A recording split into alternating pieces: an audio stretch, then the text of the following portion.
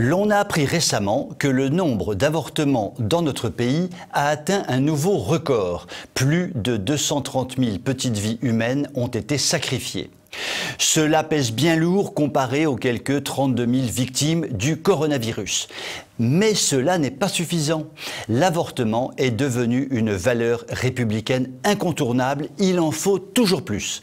Pour cela, il suffit de modifier les lois. Faire passer par exemple la durée possible d'avortement de 12 à 14 semaines, supprimer la clause de conscience pour les médecins, autoriser les infirmières à pratiquer l'avortement, favoriser l'avortement jusqu'au dernier jour de la grossesse. Et là, nous atteignons le degré d'horreur absolue.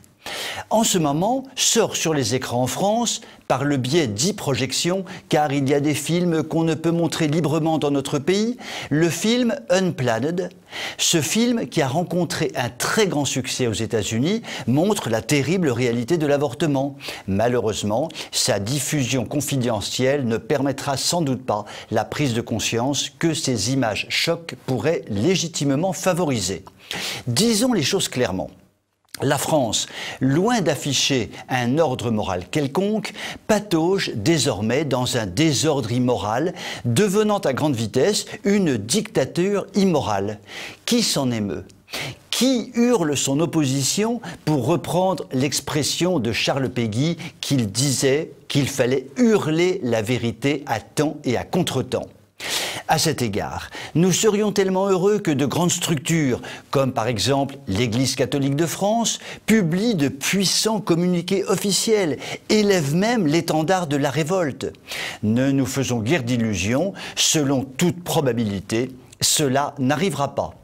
Qui aurait pu imaginer que le gouvernement du fringant et brillant Emmanuel Macron, soutenu par tant de gens estampillés de droite et catholiques, afficherait une telle obsession de pousser toujours plus loin la culture de mort?